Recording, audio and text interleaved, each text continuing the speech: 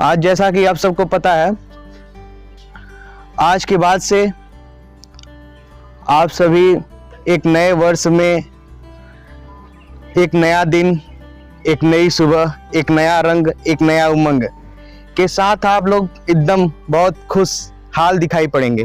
केवल ये उसी दिन केवल होता है जिस दिन वर्ष वो प्रारंभ होता है। आप सभी को पता है कि जब भी न्यू ईयर आया है, ये जो आज बीत रहा है साल, आप उस पहले साल को याद करिए। ये 2021 का पहला साल जनवरी, 1 जनवरी, उस दिन भी आप ऐसे खुशियां मना रहे थे। बिल्कुल पहला दिन ही आप लोग खुश रहते हैं, लेकिन बाकी दिन क्या वो साल पुराना हो जाता है क्या? कोई साल या कुछ भी, कोई भी वर्ष जो है वो नया न पुराना कुछ नहीं होता। बस ये जो है आपकी समय अवधि सबसे इंपॉर्टेंट रखता है, आपका समय, जिसे कहते हैं time is precious, time is money. आप सभी कहते हैं समय बहुत बलवान है, कहते थे पुराने समय बलवान, गाना भी गाते थे, पुरानी गानाएं हैं, सॉन्ग्स हैं कि समय बहुत बलवान है। क्या ये जो पुरानी बातें कही गई हैं, जो हम कहते हैं टाइम इज मनी, ये जो हमारा समय है ये मूल्यवान है, पैसा है, टाइम इज मनी, समय पैसा है या समय धन है, तो क्या ये सच में धन है, सच में पैसा है? आप लोग इस बात को सोच पाते हो क्या? जो हमारा समय है, जो चल रहा है, क्या ये सच में हम उस समय की कदर करते हैं? हम सब, आप भी, हम भी, सभी विद्यार्थी जीवन में अपने जिस जीवन काल में हैं, जो कुछ आप कर रहे हैं, ये जो अवधि निकल जाती है, जो ये आपका पढ़ने का स्टेज है। आज यदि आपको ABCD यदि आप जब आप छोटी कक्षाओं में थे तब सीख जाते थे तो ज्यादा बेस्ट होता था, लेकिन आज यदि क्लासों में ABCD क ख ये सब प्राथमिक बातें बताई जाएं तो क्या वो अच्छा रहेगा? क्या वो सहज रहेगा? उस टाइम पता चलता है समय का, जब किसी बच्चे से पूछा जाता है कि जब वो इंटर कक्षा में पहुंच जाता है, वो बच्चा, किसी बच्चे को आप देखिए, जो बच्चा की इंटर कक्षा में पहुंच जाता है और उससे पूछा जाता है दिनों के बारे में, महीनों के बारे में, साल के बारे में, अगर उसको दिन, महीने, साल के बारे में नहीं आता, यानी कहने का मतलब है कि इंग्लिश में वो नहीं बता पाता, सप्ताह कितने होते हैं, 7 होते हैं, सप्ताह में कितने दिन होते हैं, 7 दिन होते हैं, दिनों को इंग्लिश में बोलना नहीं बता पाता, संडे, मंडे, ट्यूसडे नहीं बोल पाता, वो सप्ताहों को नहीं बोल पाता, इंग्लिश में नहीं बता पाता, तो तब उसको समझ में आता है आखिरकार अगर हम इस चीज को पहले ही सीख लेते तो ज्यादा अच्छा रहता। तब समझ में आता है समय की कीमत। और समय की कीमत के बारे में अगर आप जानना चाहते हैं तो आप अपने बड़े, जो आपके बड़े बुजुर्ग, कहने का मतलब है जो आपके सीनियर हो चुके हैं, सीनियर यानी आपके मम्मी पापा भैया जो आपसे बड़े हों, जिनकी उम्र आपसे ज्यादा हो, उनसे आप पूछिए समय की कीमत। आप सर से पूछिए, जो सर आपको पढ़ाने आते हैं, जो कुछ बताने आते हैं, उनसे पूछिए समय की कीमत। ये समय ही है जो निरंतर चल रहा है। एक समय, दूसरा हृदय, निरंतर कार्य कर रहा है, निरंतर।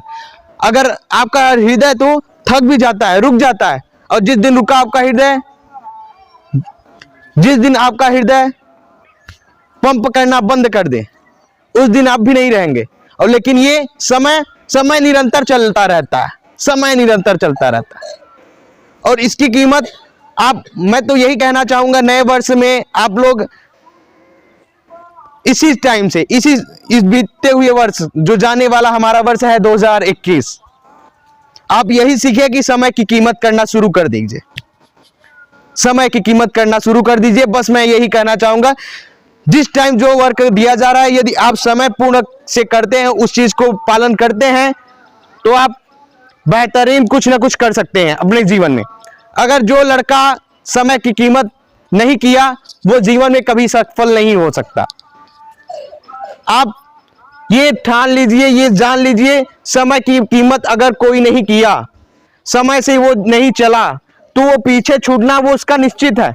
या तो उसकी अवधि निकल जाएगी, जो आपका सीखने का उम्र है, यही आपका सीखने का उम्र है। आप बुढ़ा जाएंगे तब नहीं कोई पकड़ के बताएगा चलिए बउआ ये बताइए, ये कहिए, तो उस समय आप श्रेष्ठ ही रहेंगे। उस समय आपको संडे मंडे नहीं सिखाया जाएगा, आपको साल के बारे में नहीं बताया जाएगा। यही होता है, समय की कीमत को आप समझिए केवल। और ये समझिए कि आप जो बच्चा घर के कामों में सफल नहीं हुआ, आप लोग कहते हैं कि मेरे घर वाले काम कराते हैं, मुझे काम करना पड़ता है, मैं खाना बना के आती हूं, मुझे घर वाले खाना बनवाते हैं, मुझसे ये काम करवाते हैं, इसलिए नहीं पढ़ पाता। बिल्कुल ऐसा गलत है। जो आज तक घर के कामों में सफल व्यक्ति नहीं हुए हैं, जो व्यक्ति घर के काम में नहीं सफल हुए हैं, वो आज तक जिंदगी में कभी सफल नहीं हुए हैं। जो व्यक्ति घर के कामों से दूर भागे हैं, वो कभी सफल नहीं हुए हैं। घर का काम भी करना ये कर्तव्य है हमारा। समझ रहे हैं ना आप? घर के कामों को भी करना कर्तव्य है। मम्मी पापा का हेल्प करना भी हमारा कर्तव्य है, धर्म है हमारा। उनका भी कार्य करना है, साथ में अपना भी। पढ़ाई भी आपको कैसे करना है, पहले सबसे पहले उनसे पूछिए कि क्या काम है। उनके काम को पहले फिनिश करके फिर आप पढ़ने बैठिए। ज्यादा कितने समय का वो कहेंगे काम करना है? 5 मिनट 10 मिनट, 10 मिनट में आराम से वो काम कर लेंगे।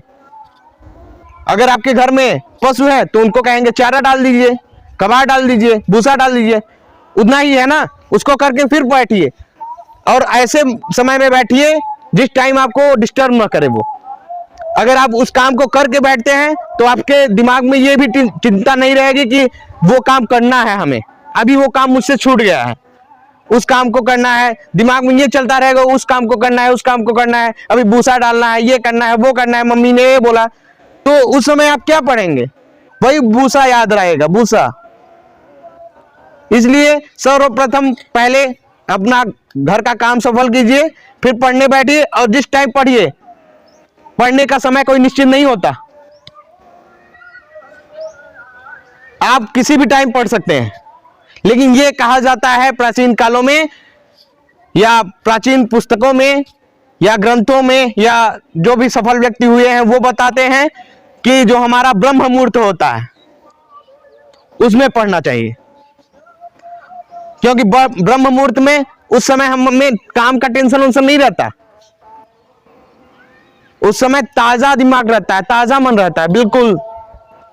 इसलिए आपको मैं इतना ही कहना चाहूंगा कि आप सब समय की वैल्यू करना शुरू कीजिए, कि समय की कीमत करना शुरू कीजिए। बस जो समझ आपके निकला जा रहा है उसको आप सफल बनाइए, समय को। इसी के साथ मैं अपने वाणी को विराम देता हूं और आप सभी को नए वर्ष की हार्दिक शुभकामनाएं। सभी को